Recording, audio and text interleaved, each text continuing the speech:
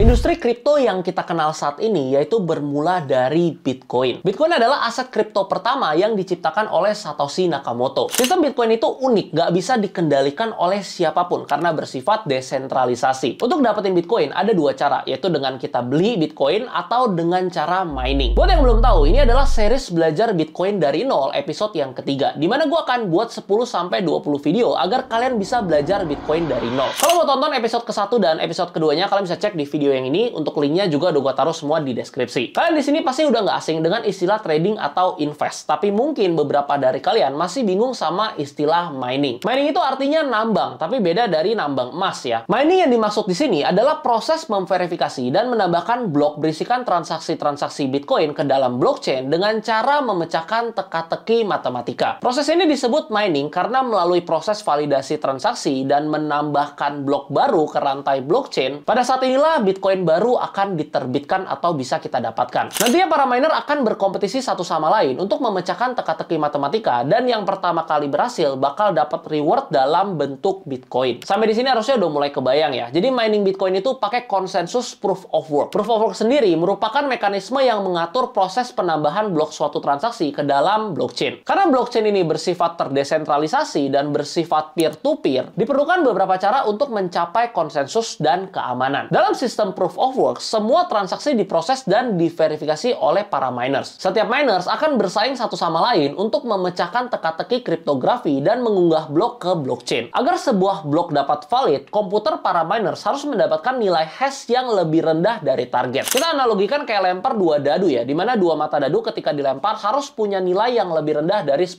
misalkan. Nah, blok baru bakal ditambahkan ke blockchain kalau hashnya sudah dinyatakan valid. Susah banget kan? Mekanisme proof of work ini dikenal memiliki keamanan yang sangat baik dan paling terdesentralisasi di antara mekanisme konsensus lainnya. Karena untuk ngerusak jaringan blockchain, ini misalnya ya, hacker ini harus menguasai 51% dari total hashing power. Lalu sekarang pertanyaannya, gimana caranya jadi miner? By the way, ini kita cuma bahas saja ya. Gue pribadi nggak mining dan gue nggak anjurin juga kalau kalian nggak ngerti. Yang utama adalah punya hardware yang memadai. Dengan berkembangnya ekosistem kripto dan juga jaringan blockchain, para miners minimal harus memiliki application specific integrated circuit atau ASIC. Nggak bisa tuh pakai laptop atau PC kentang. ASIC ini memiliki keunggulan dalam mining kripto karena bisa ngehasilin lebih dari 1 triliun kode acak setiap detiknya. Hal ini tentu meningkatkan kemungkinan untuk menebak hash target yang benar. Sayangnya, perangkat ini harganya sangat mahal. Berdasarkan data dari ASIC Miner Value, harga ASIC Antminer KA3 yaitu sekitar 4 ribuan US dollar. Lumayan mahal ya. Setelah punya hardware, mining juga perlu daya listrik yang besar karena perangkat ASIC perlu daya komputasi yang cukup besar. Oh ya, belum lagi perangkat harus beroperasi sepanjang waktu untuk mining Bitcoin. Biaya listrik bulanan untuk satu perangkat Antminer KA3 minimal 272 US dollar. Untuk meningkatin peluang keberhasilan mining Bitcoin, kita juga perlu lebih banyak perangkat ASIC. Artinya, tagihan listrik bulanan juga bakal ngelonjak tuh, belum lagi modal hardware-nya. Karena masalah biaya listrik ini, banyak miners atau mining pool yang berlokasi di negara-negara dengan biaya listrik yang relatif murah untuk ngurangin biaya operasional mining Bitcoin. Berikut adalah beberapa daftar negara dengan biaya listrik termurah. Selanjutnya, kita juga butuh yang namanya software untuk melakukan mining. Fungsi utama dari software ini adalah untuk menghubungkan perangkat dengan jaringan blockchain. Berbeda dengan hardware yang cenderung harganya mahal, untuk software ini kalian bisa dapetin secara gratis. Tapi kalian tetap harus do your own research sebelum memilih software-nya ya. Berikut di layar adalah daftar software mining yang cukup populer yang biasa digunakan. Jadi buat kalian yang mau mulai mining Bitcoin, udah pasti butuh modal yang cukup besar. Dan gue pribadi juga nggak saranin kalau kalian nggak ngerti. Kemudian untuk mining Bitcoin, kita juga bisa nyobain beberapa metode. Yang pertama yaitu solo mining atau mining secara individu. Sesuai dengan namanya, kalau jadi solo miners, kita harus beli seluruh peralatannya sendiri dan mencoba mining Bitcoin sendiri. Namun dengan keadaan ekosistem kripto saat ini, solo mining hampir nggak mungkin dilakuin. Apalagi tingkat kesulitan Bitcoin saat ini, peluang menjadi pemenang dalam menebak hash adalah 1:35 triliun. Bahkan dengan perangkat ASIC yang paling unggul, peluang berhasil untuk melakukan metode solo mining sangat kecil. Berikutnya, metode yang paling umum yang biasa banyak dilakukan oleh para miners adalah pool mining. Dengan metode ini, beberapa miners bergabung ke dalam suatu kelompok atau pool dan bekerja sama untuk meningkatin peluang keberhasilannya dengan menggabungkan seluruh kekuatan komputasi mereka untuk menyelesaikan setiap blok baru. Jadi ketika salah satu anggota pool mining menyelesaikan blok baru, maka rewardnya bakal dibagiin ke seluruh anggotanya. Tapi tentu aja jumlah reward akan disesuaikan dengan kontribusi hashing power masing-masing anggota. Hasil dari pool mining relatif lebih kecil dibandingkan solo mining, tapi pool mining bisa jauh lebih menguntungkan karena kemungkinan menyelesaikan blok baru jauh lebih besar dibandingkan solo mining. Yang ketiga yaitu cloud mining, di mana penambang menyewa daya komputasi dari perusahaan cloud mining. Dengan cloud mining, kita nggak perlu beli perangkat atau hardware seperti ASIC tadi yang mahal dan membayar tagihan listrik bulanan. Jadi nantinya perusahaan tersebut bakal ngelakuin mining dan kita hanya perlu duduk santai aja. Rewardnya juga bakal langsung dikasih ke kita kalau mereka berhasil nyelesain setiap blok baru. Oh ya, perlu di note juga, semakin tinggi kita bayar sewanya, tentu semakin tinggi juga hashing power yang kita dapatkan. Tentunya dengan hal ini semakin besar pula bagian reward yang akan kita dapetin. Memang agak terkesan too good to be true ya, karena kita nggak pegang barangnya. Dan memang ada beberapa perusahaan yang melakukan penipuan atas nama platform cloud mining. Oleh karena itu, pastikan untuk kalian melakukan riset terlebih dahulu tentang biaya, latar belakang perusahaannya, dan juga detail penting lainnya. Genesis dan Bitdeer adalah beberapa layanan cloud mining terbesar untuk konsumen retail. Kenapa mining menarik banyak perhatian orang? Jawabannya simpel, karena kalau berhasil cuannya ya gede.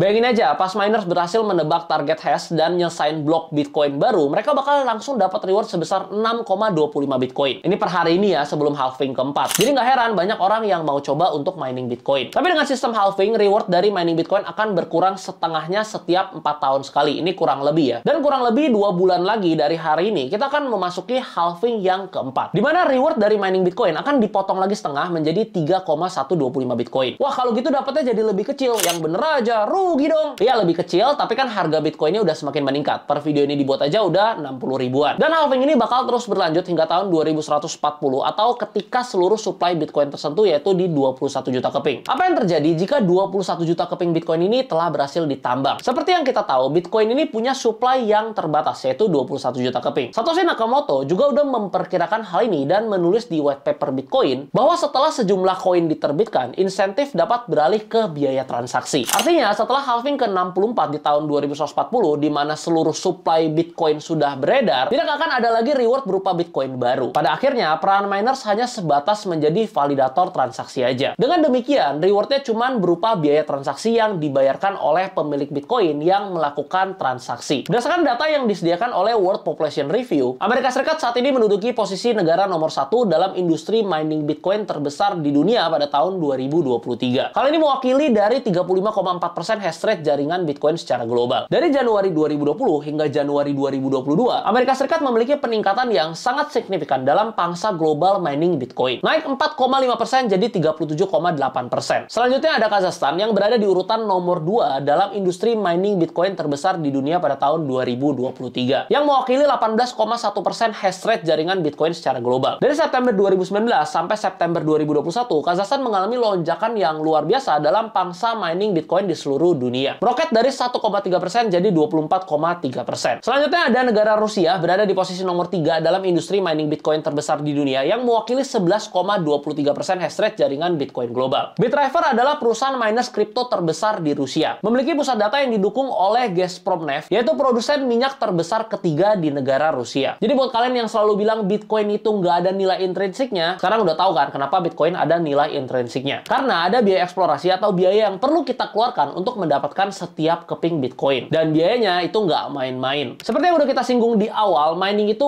nggak mudah ya, jadi cukup sulit. Selain itu juga butuh keahlian dan juga modal yang cukup besar. Jadi sebenarnya kalau gue pribadi pilih alternatif lainnya yang lebih gampang aja, dimana kita bisa mulai dengan modal kecil, yaitu dengan nabung Bitcoin. Nabung Bitcoin juga nggak kalah untung kok. Dari tahun lalu aja, Bitcoin udah naik lebih dari 200%. Dan juga simpel banget, tinggal beli dan diemin aja, nggak perlu repot urusin mining-miningnya. By the way, selain Bitcoin, sebenarnya ada beberapa aset kripto lainnya yang bisa ditambang juga karena menggunakan proof of work. Dengan tingkat kesulitan dan persaingan yang ketat saat ini, memang ada beberapa miners yang mencari aset kripto lainnya untuk di mining. Dulu, Ethereum juga merupakan aset kripto populer dengan mekanisme proof of work. Namun, tahun lalu, Ethereum telah beralih ke mekanisme proof of stake. Oleh karena itu, ETH udah nggak bisa lagi di mining. Beberapa aset kripto lainnya yang masih bisa di mining karena masih menggunakan sistem proof of work, yaitu Litecoin, Monero, Ravencoin, dan token kecil lainnya. Tapi token kecil ini jauh lebih fluktuatif dan keuntungan dari mining token kecil ini jauh lebih kecil dibandingkan mining Bitcoin.